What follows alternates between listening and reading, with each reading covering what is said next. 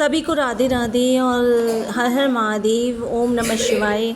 जैसा कि आप सब जानते हैं कि सावन का महीना शुरू हो चुका है। तो सावन के महीने में हम शिव जी को बहुत सारी चीज़ें अर्पित करते हैं। उन्हीं में से एक है अपराजिता का फूल।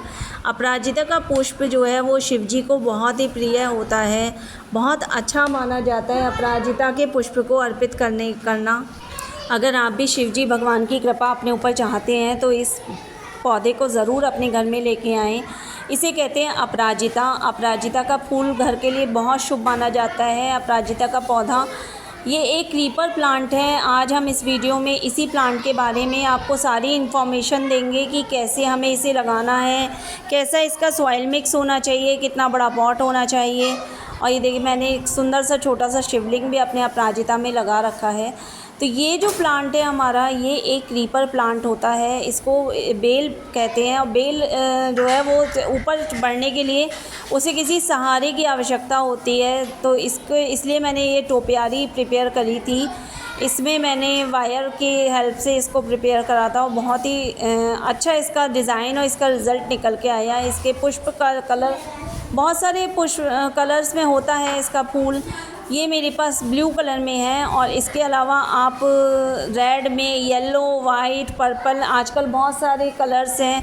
कई तरह की वैरायटीज़ भी आ गई हैं। एक डबल पेटल फ्लावर होता है और एक सिंगल पेटल फ्लावर होता है। तो ये सिंगल पेटल फ्लावर वाली वैरायटी है। तो इसको अपने घर में लेके आएँ। इसको लगाने का जो इसको लगाने का मंथ होता है वो आपका मार्च अप्रैल का सीज़न बहुत अच्छा है इसको सीड से ग्रो करने के लिए। आगे इस वीडियो में मैं आपको सभी कुछ बताऊंगी कि कैसे आपको सीड से ग्रो करना है। सबसे पहले हम मंथ की बात कर लेते हैं कि किस मंथ में हमें, अगर हम नर्सरी से प्लांट लेके आ रहे हैं, हमें कब लेके आना चाहिए। हमें लेके आना चाहिए मार्च में या अप्रैल में।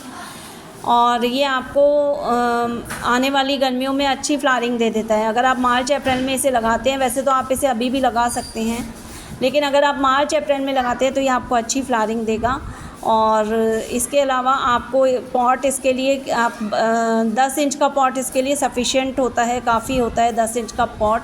10 इंच से 12 इंच के पॉट में आप इसे लगा सकते हैं। और अगर आपने इसे ज़मीन में लगा दिया तो इसकी ग्रोथ का आप कमाल देखेंगे ही देखेंगे। बहुत ही अच्छी ग्रोथ होती है। जैसा कि मधुमालती के प्लांट में ग्रोथ ऊपर तक चली जाती है, वैसे ही अपराजिता में भी चली जाती है। और ये हैं इसकी फलियाँ। ये जो प्लांट में जो फ्लावर होते हैं ना, जो स्पेंट फ्लावर होते हैं, अगर हम उन्हें नहीं हटाते हैं तो वो फलियों में बदल जाते हैं। उसके अंदर सीड प्रोड्यूस हो जाते हैं और वही सीड आगे हमारे काम आते हैं नए प्लांट्स को ग्रो करने के लिए।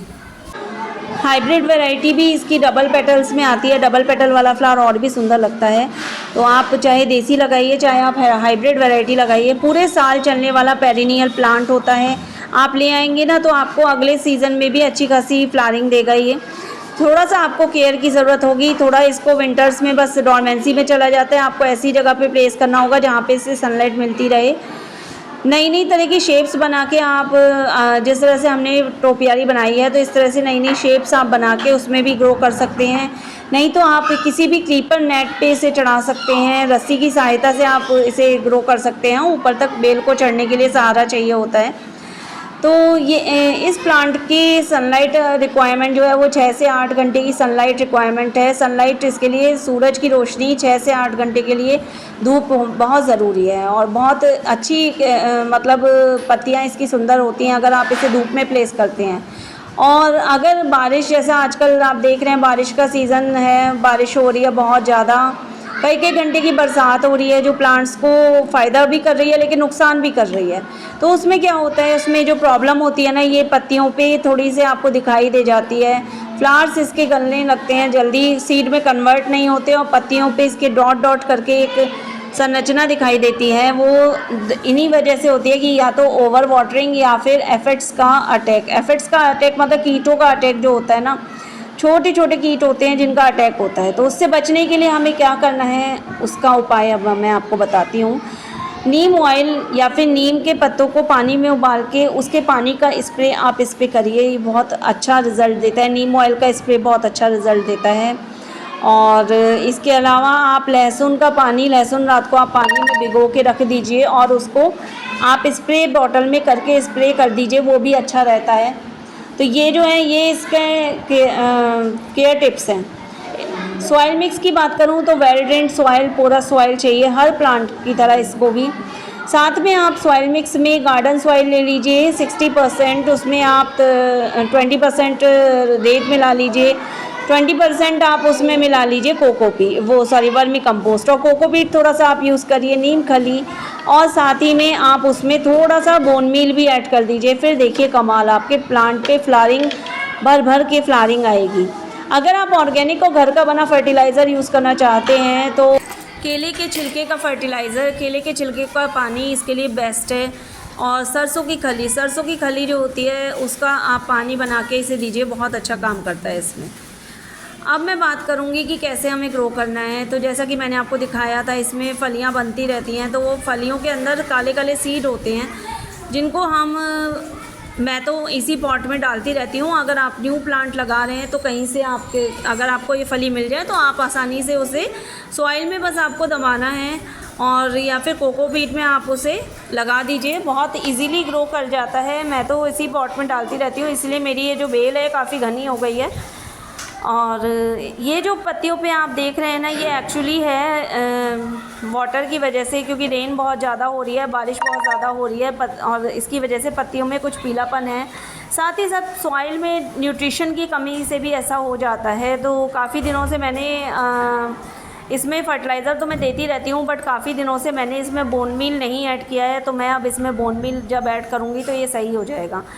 ये जो है ये काले काले सीड यही हैं जो इसके लिए सीड होते हैं, और इनको जस्ट आप सॉइल में थोड़ा सा दबा दीजिए, और उसके बाद में ये आपको बस आपको इस सीड को स्प्रिंकल कर देना है, थोड़ा सा सॉइल में दबा देना है, और आपको कुछ ही दिनों में इसका जर्मिनेशन दिख जाएगा, क्योंकि बहुत जल्दी जर्मिनेट होने वाला प्लांट है, काफ़ी जल्दी इसका जर्मिनेशन हो जाता है सीड्स का। और इस तरह से आप इसे लगा सकते हैं, कई तरह की शेप्स आप तैयार कर सकते हैं इसके ज़रिए। किसी भी तरह का आप पॉट इसके लिए यूज़ कर सकते हैं, चाहे आप सीमेंट का पॉट यूज़ करें, आप ग्रो बैग यूज़ कर सकते हैं, मिट्टी का गमला यूज़ कर सकते हैं। तो मैं तो मिट्टी का गमला यूज़ करती हूँ ज़्यादातर, मुझे अच्छा लगता है मिट्टी के गमले में प्लांट्स लगाना। अब आ जाते हैं इसको हमें कैसे घना करना है। तो इसकी ये जो ब्रांचेज़ हैं ना, इनको हमें आगे से ट्रिम करते रहना चाहिए, कैंची की हेल्प से इसे काटते रहना चाहिए। इन्हें ट्रिम करने से क्या होता है, नीचे से ब्रांचेस निकल के आती हैं और आपकी बेल धीरे धीरे घनी होने लगती है। जो फ्लावर्स सस्पेंड हो जाते हैं उनको भी आप तोड़ दिया कीजिए, उससे क्या होता है जो न्यू फ्लावर्स आते हैं वो ग्रो होने लगते हैं। कि नहीं तो क्या होता है कि प्लांट अपना पूरा जो एफ़र्ट है ना, एनर्जी होती है, उसकी ताकत होती है, वो सीड को प्रोड्यूस करने में लगाने लगता है। इससे फ्लावरिंग कम हो जाती है, फ्लावरिंग इफ़ेक्ट करती है। तो इसलिए अगर आपको फ्लावरिंग चाहिए तो आप सीड्स को जो बनने से पहले ही वो फ्लावर को आप हटा दिया कीजिए। तो ये थे इसके केयर टिप्स। सॉइल हमने आपको बता दी कि सॉइल इसको वेल ड्रेन्ड सॉइल चाहिए, ओवर वाटरिंग पसंद नहीं करता, लो मेंटेनेंस प्लांट है, ओवर वाटरिंग इसको अच्छी नहीं लगती है, तो ओवर वाटरिंग करने से बचें। फर्टिलाइज़र के बारे में मैंने बता दिया है आपको कि कौन कौन से फर्टिलाइज़र, हर 15 दिन में आप इसकी गुड़ाई करके इसको थोड़ा सा वर्मी कंपोस्ट दीजिए। तो ये सब थे इसके केयर टिप्स जो कि आपको बताए हैं मैंने कि कैसे इसको फर्टिलाइज़ करना है, कैसा इसका सॉइल मिक्स होना चाहिए, कैसा इसका पॉट होना चाहिए और किस मंथ में आपको लगाना है। डॉर्मेंसी पीरियड इसका नवंबर दिसंबर इसका डॉर्मेंसी पीरियड होता है, जनवरी तक ये डॉर्मेंसी पीरियड में रहती है। फरवरी में आप दोबारा से इसकी गुड़ाई करके थोड़ा सा इसको कटिंग करके प्रूनिंग करके इसको दोबारा से फ्लावरिंग के लिए तैयार कर सकते हैं, तो ये दोबारा आपको फ्लावरिंग देना स्टार्ट कर देगी। तो इस तरह से हम कह सकते हैं कि एक पेरेनियल क्रीपर प्लांट है, 12मासी बेल वाला पौधा है ये अपराजिता। इसके हेल्थ बेनिफिट्स की बात करूँ तो इसके फ्लावर्स की जो टी होती है ना, वो एक्चुअली बहुत कॉस्टली मिलती है मार्केट में, ब्लू पी फ्लावर टी के नाम से मिलती है और बहुत कॉस्टली होती है। तो इसको जो है हमें बनाने का तरीका क्या होता है, जस्ट इसके 4 या 5 आप फ्लावर्स ले लीजिए और उसको बॉइलिंग वाटर में डालिए और छान के उसमें थोड़ा सा लेमन जूस आप ऐड कर लीजिए, हनी ऐड कर लीजिए, दैट्स इट। बहुत अच्छी आपकी एक ग्रीन टी तैयार हो जाती है, बहुत रिफ़्रेशिंग और स्ट्रेस फ्री, आपके स्ट्रेस को दूर करने में बहुत हेल्प करता है। हार्मोन प्रॉब्लम्स के लिए बहुत अच्छा रहता है अपराजिता का टी। तो अपराजिता की जो फ्लावर्स होते हैं ना, उनको फेंका मत कीजिए, या फिर ये मत करा कीजिए कि आपने जस्ट लिया और कुछ लोग क्या करते हैं, फ्लावर को ही गमले में डाल देते हैं, उससे कुछ नहीं होने वाला है। तो आप फ्लावर कलेक्ट करके इसको छाया में सुखा के अपने पास कलेक्ट करके रखिए। एक डिब्बा बना लीजिए, उसमें अपराजिता के फ्लावर्स को आप छाया में सुखा के कलेक्ट करके रखिए। आपके लिए बहुत ही ज़्यादा अच्छे रहेंगे ये, मतलब आप इसके लिए हेल्थ बेनिफिट्स जो है वो बहुत हैं। तो इसको आप अपने पास कलेक्ट करके रखिए ज़रूर। इसी के साथ मेरा ये वीडियो कैसा लगा ज़रूर बताइए, और मेरे वीडियो को लाइक शेयर सब्सक्राइब कीजिए, चैनल को सब्सक्राइब कीजिए। और अगर आपको कोई क्वेश्चन पूछना है तो आप वो भी इस वीडियो में पूछ सकते हैं। जय Shri Krishna, Radhe Radhe. Thank you for watching.